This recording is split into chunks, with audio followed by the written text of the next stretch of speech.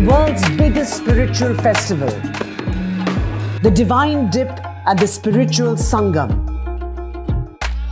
a sacred confluence of faith, culture and heritage. NDTV's mega coverage of the Mega Fest. NDTV at Mahakumbh 2025.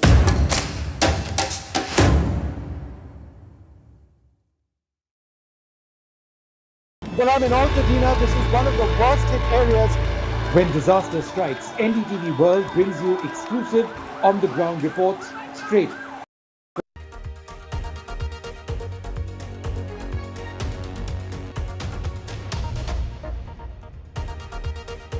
You are watching the World 24/7 on the NDTV network. I'm Parmeshwar Bava. Let's begin with the top stories you need to know. US President Joe Biden spoke with Israeli Prime Minister Benjamin Netanyahu as US officials race to reach a Gaza hostage and ceasefire deal before Biden leaves office on the 20th of this month. The death toll in the Los Angeles wildfires has risen to 24 now. Meanwhile, California Democrats defended their response to the devastating LA fires. Donald Trump suggested local officials were incompetent, while the state's Democratic Governor Gavin Newsom decried what he called the hurricane force winds of false information, but the still burning fires have killed at least 24 people so far. 2 Ukrainian nationals, including a woman, have been identified as the masterminds of the Ponzi scam that has duped hundreds in Mumbai after promising them big returns on their investment. Fresh US sanctions on Moscow's oil sector will severely curb Russian fossil fuel exports to India and China, analysts argue. Beijing and New Delhi became the largest buyers of Russian crude after the European Union pulled back following the invasion of Ukraine.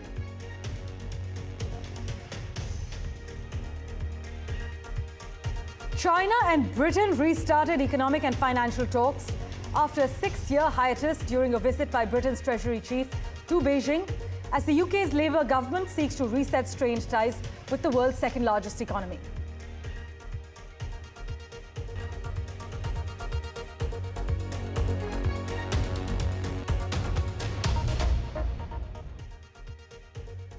Well, a big focus. For the first time since October last year, Israeli Prime Minister Mr. Netanyahu and US President Joe Biden have actually spoken over the phone.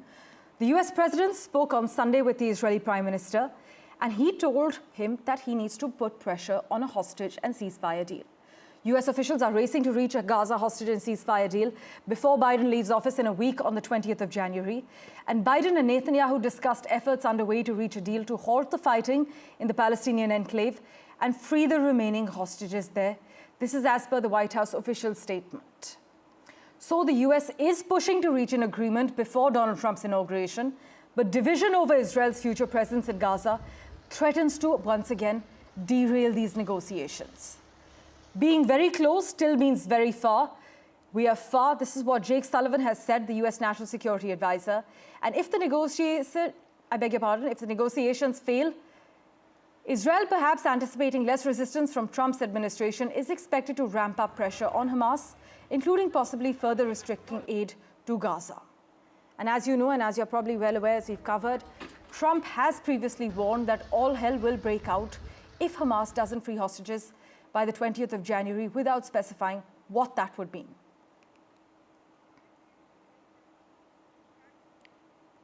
In other news from the US, after the initial crush of personal announcements for US President-elect Donald Trump's incoming administration, now the nominations process officially begins. Senate hearings are scheduled this coming week for several of Trump's picks for the cabinet, and many have met with senators individually. Now they will go before the committees overseeing the agencies that Trump wants them to run.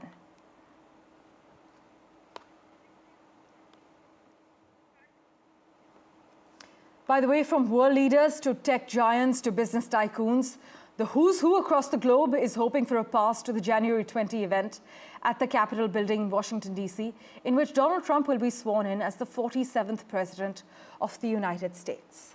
Vice President J.D. Vance will take the oath at the same ceremony, and invites have gone out to major world powers and the US's key allies, including India. External Affairs Minister Dr. S. Jaishankar will represent India, at this event, but there is no clarity yet on the people Dr. Jaishankar will be meeting during his trip. But New Delhi will look to ensure that the change of guard in the US adds momentum to the bilateral ties that have grown over the past several years. The incoming US president, meanwhile, has sent personal invites to some leaders, including Chinese President Xi Jinping. Now, this is significant because it's against the backdrop of the geopolitical rivalry between Washington, D.C. and Beijing. In fact, some reports state that El Salvador's president, the Italian Prime Minister Giorgia Meloni, and Argentinian President Javier Milei have also been invited by Team Trump. Here are the details. Trump has left the building. We can now project the winner of the presidential race. Donald Trump wins the presidency. What started off as unlikely, impossible, is now reality. The countdown has begun, and the world is watching closely to January 2025 as Donald J. Trump prepares for his second term as the 47th President of the United States of America. I will fight for you with every breath in my body, and I will never, ever let you down. While the attention is focused on the ceremony itself, it's the guest list that's truly capturing global interest. From India to Europe and across South America, the leaders who will attend reveal much about the political alliances and tensions that will shape the next chapter of international diplomacy. We will not fail. India and United States have strengthened their strategic partnership in the recent years. Prime Minister Modi's warm relationship with Donald J. Trump has been a driving force behind this close bond. From joint initiatives in the Indo-Pacific to shared economic goals, the two leaders have often found common ground. As Trump begins his second term, India's commitment to deepening these ties is clear. With External Affairs Minister S. Jaishankar representing India at the inauguration, signaling a continued focus on strengthening US-India relationship. America के साथ हमारे बड़े गहरे और घनिष्ठ रिश्ते हैं। हमारी एक स्ट्रेटेजिक पार्टनरशिप है। पिछले कई सालों में और दशकों में ये इस रिश्ते में बहुत मजबूती आई है और नए आने वाले सरकार, ट्रंप सरकार के साथ के एडमिशन के साथ भी हम लोग मजबूती से काम करना चाहेंगे। इसके अलावे मेरे पास आपको पता होगा कि अभी विदेश मंत्री और हमारे फॉरेन सेक्रेटरी भी वहाँ का दौरा करके आए हैं, जिसका हम लोगों ने आपको इसके बारे में बताया भी है मीडिया के माध्यम से। तो हम आने वाले दिनों में इस रिश्ते को और प्रगाढ़ और मजबूत करना चाहेंगे। Trump's inauguration will showcase populist and right-wing leaders all sharing common ground with his America First vision. From South American region, Javier Milei, Argentina's new president, will attend Trump's inauguration reflecting shared populist and free market ideals. Even Nayib Bukele, the president of El Salvador, will be in attendance. Italy's far-right Prime Minister Giorgia Meloni is expected to attend Trump's inauguration, aligning with his nationalist and conservative views on issues like immigration and sovereignty. In addition to world leaders, major corporations will also play a key role in supporting Trump's inauguration. Several prominent companies, especially in tech, aerospace, and media, have committed significant donations to back the occasion. Boeing, one of America's largest aerospace companies, has committed $1 million, while Google has also pledged $1 million and will also stream the event live on YouTube, making the inauguration accessible to global audience. Meta under CEO Mark Zuckerberg has donated $1 million, continuing its involvement with US presidential events. Trump's second inauguration will be a global moment, reflecting shifts in diplomacy, populism, and corporate power. With corporate backing and global leaders watching, it promises to shape US politics and international relations. With Mohammad Ghazali, Bureau Report, NDTV. And let's get you the latest from LA now. Fires ripping through the Los Angeles area have killed at least 24 people, displaced thousands of others, and destroyed more than 12,000 structures while burning through an area that's larger than the city of San Francisco. Life-threatening winds and dangerously low humidity are forecast for much of Southern California, officials have warned, adding that the winds will cause increased fire activity. Now, in terms of the fires that continue to rage, firefighters have made progress on several fires in California, with the Kenneth fire, which burned just over 1,000 acres, brought under control early on Sunday. The Hearst fire, which has destroyed 799 acres, is 89% contained, but the unofficial death toll from the fires remains at least 24, although officials acknowledge it is certain to rise. By the way, at least 20 arrests have been made for looting. Among them were 2 burglars who posed as firefighters when entering houses, according to the latest information that the police has shared. Well, in other news, 2 Ukrainian nationals, including a woman, have been identified as the masterminds of the Ponzi scam that has duped hundreds in Mumbai after promising them big returns on their investment. The Economic Offences Wing of the Mumbai Police, which is investigating the Taurus jewellery scam, has zeroed in on the role of Ukrainian nationals Artem and Olena Stoyan and is trying to track them down now. According to police sources, the 2 played a key role in conspiring how people can be lured with huge returns on their investments in gemstones, gold, as well as silver.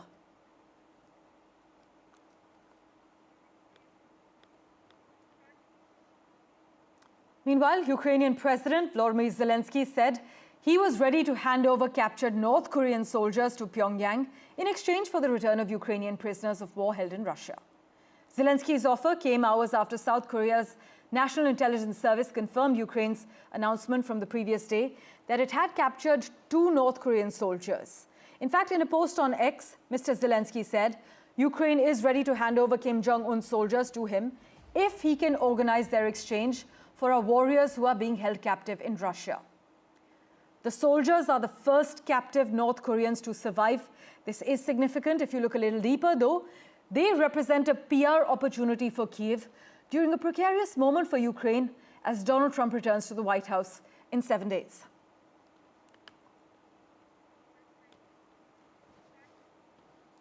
Well, in other crucial news, oil extended gains to hit the highest in more than 4 months as a fresh wave of US sanctions against Russia's energy industry threatened to crimp supplies in an already tightening global market. Global benchmark Brent advanced above $81 a barrel after surging almost 4% in the previous session, and West Texas Intermediate was near $78. The United States has imposed its most aggressive and ambitious sanctions yet on Russia's oil industry on Friday, targeting 2 large exporters, insurance companies, and more than 150 tankers. Now, these fresh US sanctions on Moscow's oil sector will severely curb Russian fossil fuel exports to India and China, analysts have argued. Beijing and New Delhi became the largest buyers of Russian crude after the European Union pulled back following the invasion of Ukraine. But the new sanctions, Washington's toughest yet, as I just mentioned, will likely force India and China to look to West Asia, Africa, and the Americas for alternatives. As per a Reuters report, one Singapore-based trader said Russian crude shipments to China are going to drop off a cliff, and the impending scramble will almost certainly push up both oil and shipping prices. This is what the Russian economy outlet The Bell has written, as the outgoing Biden administration has nothing to lose politically from this fallout.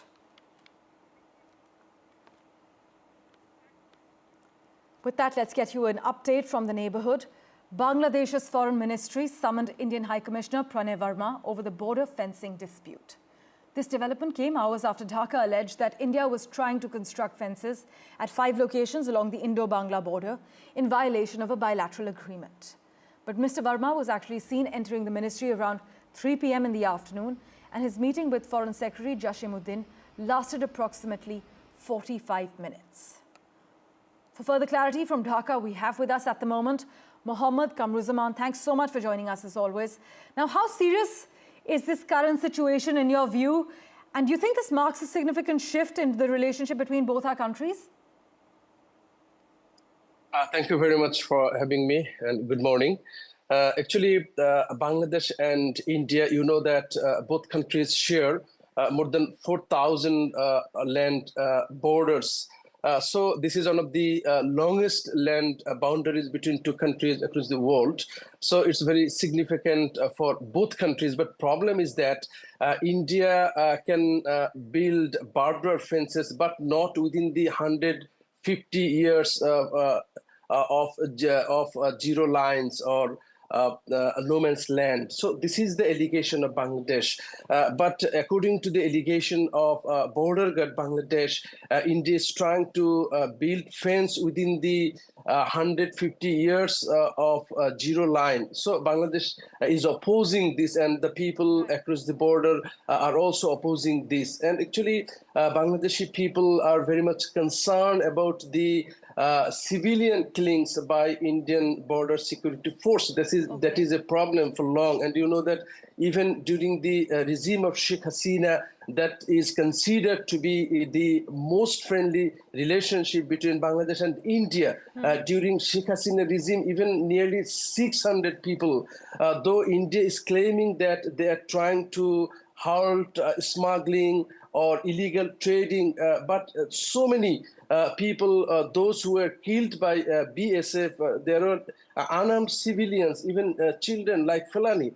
So Bangladeshi people want a friendly relationship with India, but Bangladesh never wants any killing of civilian people. And halting smuggling doesn't mean that whenever you see someone illegally crossing border, you will instantly shoot him and kill. So this is the concern actually Bangladesh feels now. But Mohammad Kamruzaman, in terms of the timing of these border tensions, we know it coincides with a period of political instability on home ground for you following the interim government's formation. Would you argue that domestic politics in Bangladesh could be influencing the handling of this border dispute? Actually, it's very open secret now that the relationship between India and Bangladesh that was going through a course, but now the shift has been changed, and the current regime, and there is also you know that an anti-Indian sentiment here in Bangladesh, because Bangladeshi people and the opposition parties who were against the ousted Prime Minister Sheikh Hasina, they have been accusing that Sheikh Hasina was on power due to the support of India, despite 3 controversial elections. So now there is a change, and you know that there is also some instability here in Bangladesh. Yes. So at this moment, this type of incident across the border or tensions across the border has, of course, an impact on the current situation in Bangladesh. There is also some prediction and allegations that is viral on social media that that actually the border has been kept a little bit unstable now because there is a very sensible, sensational trial. That means killing of army personnel in 2009 in BJP headquarters. So during this trial, we will of course wait for officials to release a statement regarding the latest developments. But as always, Mohammad Kamruzaman, thanks so much for joining us with your perspective from Dhaka. You're most welcome. In other news, External Affairs Minister Dr. Jaishankar will visit Spain on the 13th and 14th to review bilateral ties and discuss regional and global issues. This is what the Foreign Ministry has said in its latest update. Now, Mr. Jaishankar will also hold talks with Foreign Minister Manuel Alvarez and meet the leadership of Spain during his first visit to the country as External Affairs Minister. The discussions between the two foreign ministers will also focus on bilateral relations, regional and global matters. And Dr. Jaishankar will also address the annual conference of Spanish ambassadors, as well as meet the Indian community while he's there. News and updates continue in a moment, right after this very short break. Do stay tuned.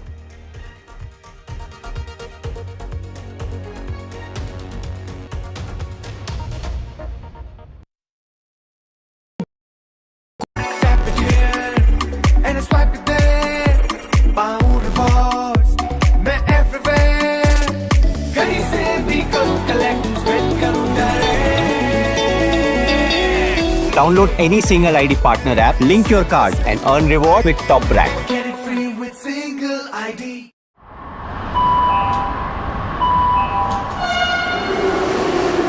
Kind attention, please. Delhi Election Metro 2025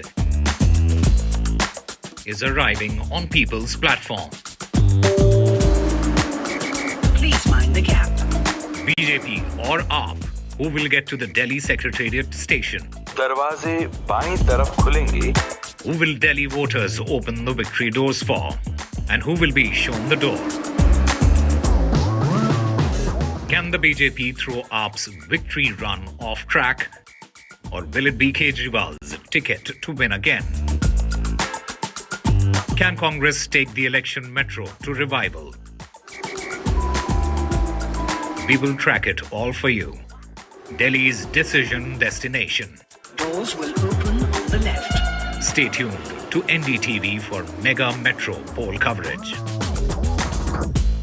I've been reporting on all issues, big and small, from Andhra Pradesh, Telangana, rest of South India, bringing you all the action, all that you need to know, all that you want to know. The energy of Maximum City is infectious. I bring in that energy in our news coverage from financial capital Mumbai. Covering from the southernmost part of India over the last 23 years, I bring in-depth and 360-degree coverage from the Dravidian heartland. The land of Mishti is also known for its bitter politics. I have seen much water flow under the Howrah Bridge, covering Bengal in all its vivid colors.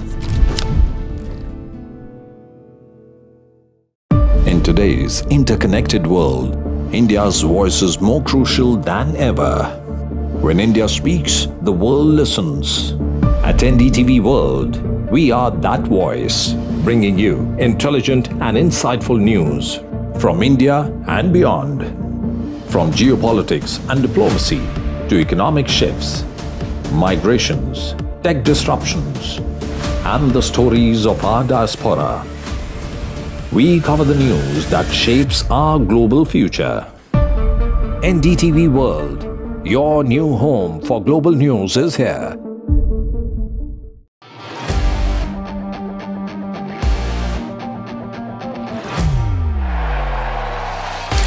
All set for Trump 2.0. Countdown to January 20th.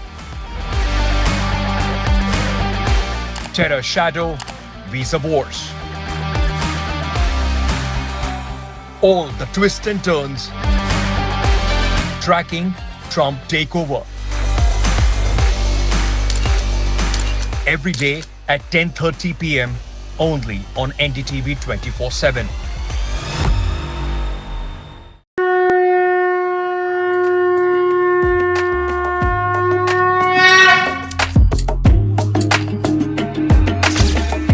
Mahakumbh, the festival of faith, the world's biggest spiritual festival, the divine dip at the spiritual sangam.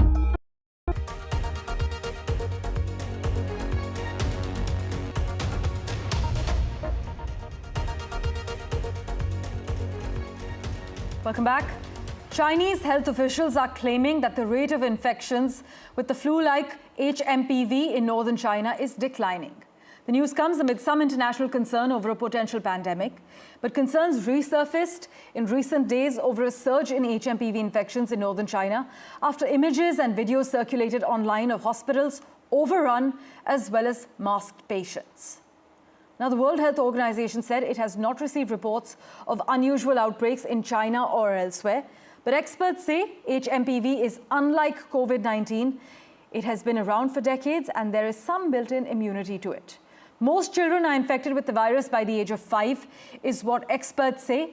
However, you must note that there are no vaccines or drugs available specifically for HMPV.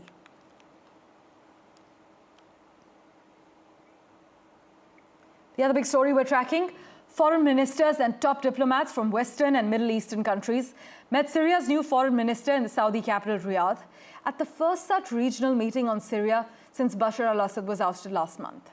Now, along with the German foreign minister, British foreign minister David Lammy was expected to join these talks. But I can inform you that foreign ministers from Saudi Arabia, Egypt, the United Arab Emirates, Qatar, Bahrain, Iraq, Jordan, Lebanon, and Turkey were all in Riyadh for Sunday's meeting, plus envoys from the European Union and the United States.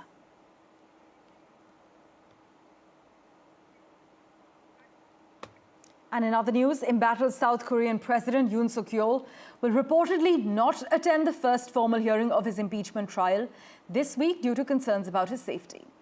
Mr. Yoon's lawyer made the statement ahead of the first hearing by the Constitutional Court, and investigators are still trying to arrest Mr. Yoon for questioning in a separate case concerning his brief imposition last month of martial law. The Constitutional Court previously announced that oral arguments for the trial would begin on Tuesday, with 5 sessions scheduled in total, concluding on the 4th of February.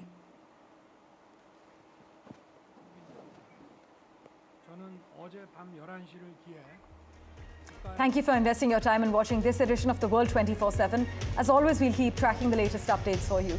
Do stay tuned.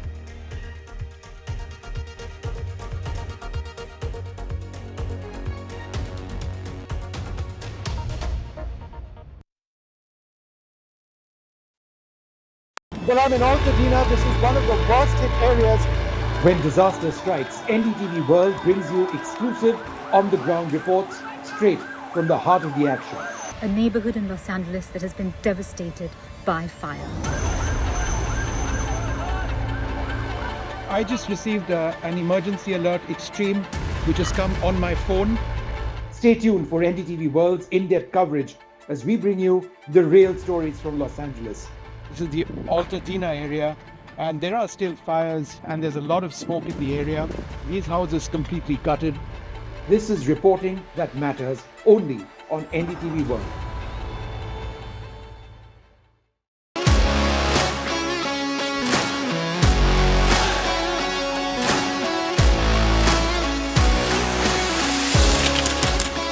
We are able to maintain the democratic fabric and the democratic system. I want to do something that can make a difference. लगातार जनता की आवाज को सरकार तक पहुंचाने का काम मैं करता हूं. I was a student up until very recently. I really want to work and do something for my people because they have given me this opportunity. They have elected me. सोचा नहीं था कि राज्यसभा सांसद बनूंगी.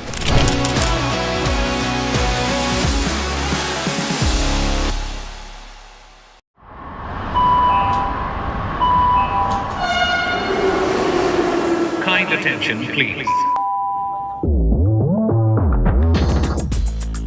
Delhi Election Metro 2025 is arriving on People's Platform. Please mind the gap. BJP or AAP, who will get to the Delhi Secretariat station? दरवाजे बाईं तरफ खुलेंगे. Who will Delhi voters open the victory doors for? And who will be shown the door?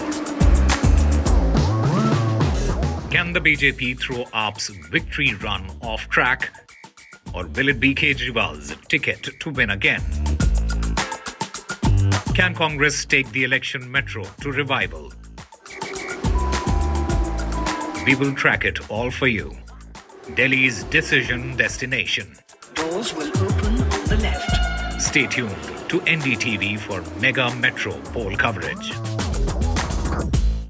I've been reporting on all issues, big and small, from Andhra Pradesh, Telangana, rest of South India, bringing you all the action, all that you need to know, all that you want to know. The energy of Maximum City is infectious. I bring in that energy in our news coverage from financial capital Mumbai. Covering from the southernmost part of India over the last 23 years, I bring in-depth and 360-degree coverage from the Dravidian heartland. The land of Mishti is also known for its bitter politics. I have seen much water flow under the Howrah Bridge, covering Bengal in all its vivid colors. In today's interconnected world, India's voice is more crucial than ever. When India speaks, the world listens. At NDTV World, we are that voice, bringing you intelligent and insightful news from India and beyond. From geopolitics and